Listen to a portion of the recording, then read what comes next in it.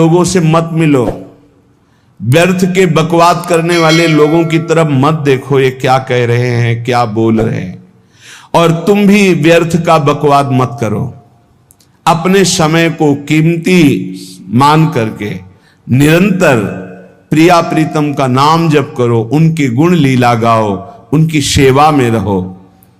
कभी प्रपंच की बातें, कभी प्रतिष्ठा का चिंतन, कभी नाना प्रकार के मान सम्मान का चिंतन, ये घुसने ना पावे हृदय में। बहुत सावधान रहना चाहिए साधक को। ऐसी बातें देखो मत, ऐसी बातें सुनो मत जिससे तुम्हारा हृदय उद्विग्न होकर प्रभु का चिंतन छोड़ दे। बंद करो। अभी अन्य लोगों के संग का त्याग कर दो, जो भगवत विमुख वार्ता करते हैं, संत निंदा करते हैं, दूसरों की निंदा करते हैं। कुछ हाथ नहीं लगता, ये लोग दुर्गति को प्राप्त होने वाले हैं। भक्तन निंदा अति बुरी भूल करे जिन कोय, किए सुकृत बहु जन्म के छिन में दारे खोए।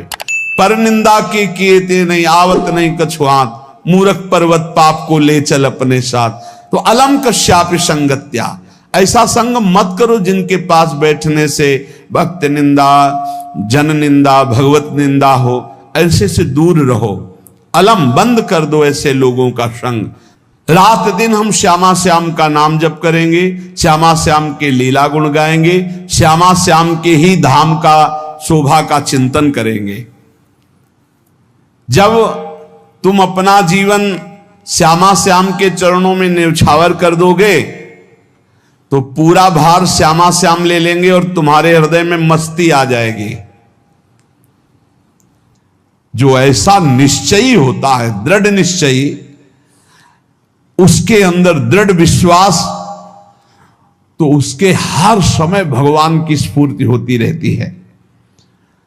भारी प्रतिकूलता में भी भगवान का सानिध्य अनुभव होता है। वो अनुकूलता में तो भगवान के दुलार को देखता है, लेकिन प्रतिकूलता में भगवान की विशेष कृपा को देखता है। ये संयोग, ये वियोग, संसार की ये द्वंद्वमयी वृत्तियां भक्तों के हृदय में नहीं चुभती। आए की हुज्जत नहीं, गए की तलाश नहीं, क्योंकि नित्य संयोग भगवत स्मृति के प्रभाव से प्रभु का रहता है। शोक, विषाद बहुत ध्यान देने योग्य विषय है। तभी लोगों को ऐसा लगता है कि ऐसा कैसे हो सकता है। भक्त के चरित्रों को जब सुनते तो लगता है ऐसा कैसे हो सकता है, ऐसी परिस्थिति में भी ऐसा कैसे हो सकता है। क्योंकि तुम मानसिक बुद्धि से युक्त हो और वो भागवतिक स्थिति से युक्त है, इसलिए तुम उसको पार पा ही नहीं सकते। जब तुम अपना जीवन श्यामा श्याम के चरणों में समर्पित कर देते हो हृदय से, फिर उनकी कृपा से सब विघ्न दूर हो जाते, एक अपार मस्ती रहती है। नहीं तो शोक, विषाद, दुख, क्लेश, कष्ट, संताप, भय, उद्वेग, ये सदैव सताते रहते हैं। इसी से डिप्रेशन होता है। बार बार नकारात्मक चिंतन, शोक, विषाद, दुख, चिंता, क्लेश, संताप, भय, उद्वेग, यही पूरे मानसिक स्तर को नष्ट कर देते हैं। उत्साहहीन जीवन हो जाता है।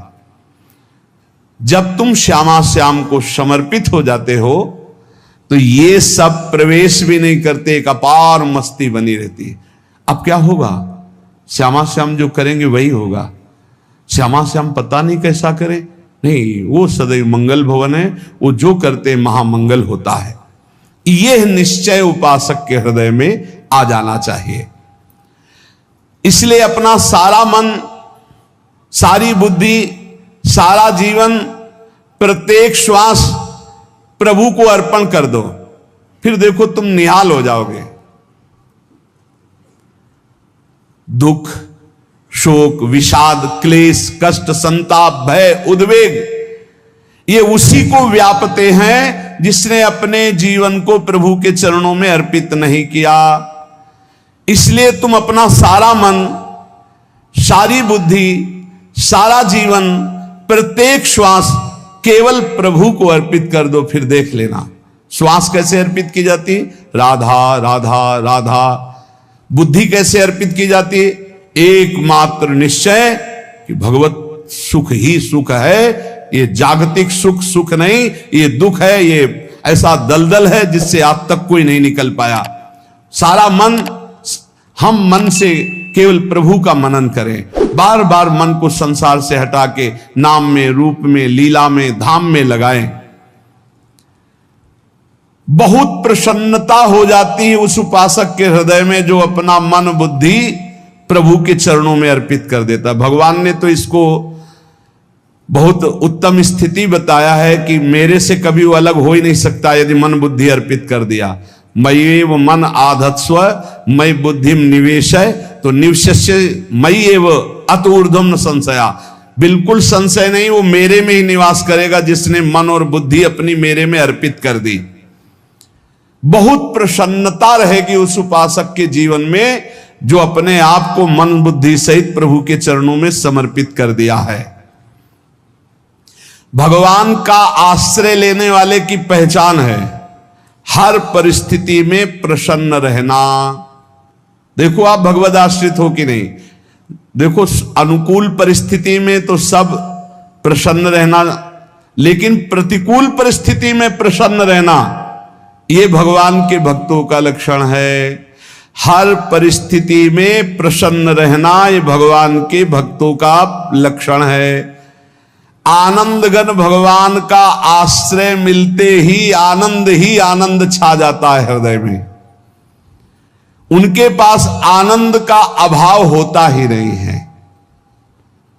जैसे सूर्य का प्रकाश उदय होते ही सूर्य का प्रकाश संपूर्ण अंधकार को नष्ट कर देता है, ऐसे ही भगवान का संपूर्ण आश्रय लेते ही सब दुख चिंता शोक नष्ट हो जाते, आनंद ही आनंद। तुम भगवान के मंगलमय रूप को नहीं जानते हो, पर उनके मंगलमय भाव को, विधान को मानना शुरू कर दो। जो भी होता है मंगलमय होता है। हमने जीवन में देखा है,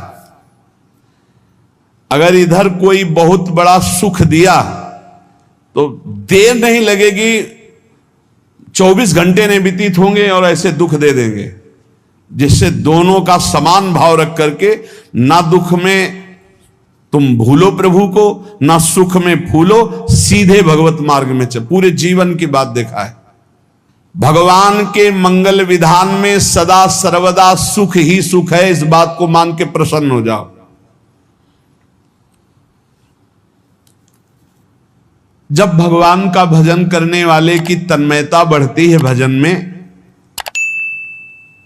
तो द्वेषी जन अपने आप तैयार हो जाते हैं। भक्त कभी किसी से द्वेष नहीं करता, अपने आप वो द्रोह करने लगते। तो नरसिंह मेहता जी से बहुत गांव के कई लोग थे जो जलते थे, ऐसे जलते थे कि अब क्या करें, कैसे मिटा दे नरसिंह मेहता जी को। अब उपाय तो मिल नहीं रहा था। तो एक दिन संतों की मंडली आई और उन्होंने कहा कि हम रास्ते में कोई चोर आदि धन ना ले ले, इसलिए यहां से किसी की हुंडी चलती है क्या द्वारिका में? पहले ऐसा था। बोले हाँ, हमारे यहां बहुत बड़े सेठ हैं नरसिंह मेहता जी, पर आप कहोगे वो मना कर देंगे। कई बार कहोगे, अगर वो स्वीकार कर ले तो वहां। और उनका लक्ष्य था कि नरसिंह मेहता जी की तो खाने की भी सुविधा नहीं थी, हुंडी कहां की बात है। उनका था कि जब वो ना कहेंगे तो संतजन नाराज हो जाएंगे, अगर हां कह दिया तो वहां हुंडी चुकेगी नहीं, तो संतजन अपने आप इनको शाप दे देंगे, अपराध बन जाएगा, ये नष्ट हो जाएंगे।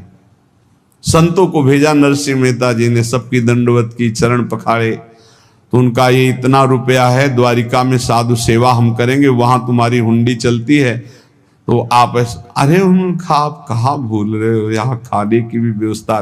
बोले हमें सब पहले से बता दिया गया कि आप मना करोगे, बार बार मना मत करो, हमें पता है। तो उन्होंने ठाकुर जी की तरफ देखा, बोले क्या लीला है प्रभु, संतों से हम क्या कहें, ये ले रुपए। उस समय स्वर्ण की मोहरें चलती थी, बेच के बाजार से खूब उन संतों को पवाया, उन्हीं संतों की सेवा की। और उनका अपने सेठ का नाम तो बताओ जहां हमें जाके हुंडी मिलेगी। सेठ सावल शाह सेठ। संत जन गए वहां, पूछा कि नरसिंह मेहता जी का जिन सेठ से परिचय, उनका नाम सावल शाह सेठ, उनकी गद्दी कहां है? तो जो कुछ भक्त थे वो द्वारिकाधीश की तरफ संकेत करते कि वही हैं। बोले नहीं नहीं, वो सेठ है, उनकी गद्दी चलती। पूरी बाजार में कहीं कोई। अब संत जन एकांत में होकर के बहुत विचलित हुए, क्या हमारे साथ धोखा हुआ? नरसिंह मेहता जैसा संत क्या धोखेबाज हो सकता है? देखो, संशय तो बहुत विचित्र होता है, बड़े बड़ों को संशय हो जाता है। जब भगवती सती जी को संशय हो गया, राम जी को हे खग हे मृग हे मधुकर श्रेणी ऐसा पूछते हुए कि सच्चिदानंद कैसे हो सकते, तो किसी को हो सकता है, क्योंकि वो बुद्धि की अधिष्ठात्री देवी है। जो ही उनके मन में ऐसा आया कि क्या हमारे साथ धोखा हो रहा है, इतने में ही देखा जय हो सावल शाह सेठ की। वो कहा सावल शाह सेठ? तो देखा बढ़िया मुनीम जी उनके साथ, तो सेठ बस्ता लिए हुए मुनीम जी, सरकार इधर से चलो। तो उनका सावल शाह सेठ आपका नाम है? संतों ने कहा। बोले हाँ। बोले नरसिंह जी? हाँ। बोले आपकी हुंडी आ गई है। हुंडी एक कागज में लिखा कि ये हमारे सेठ जी को दे देना। वैसे लोग मुझे माखन चोर कहते, कोई कुछ कहता है, लेकिन आपने सेठ बना दिया।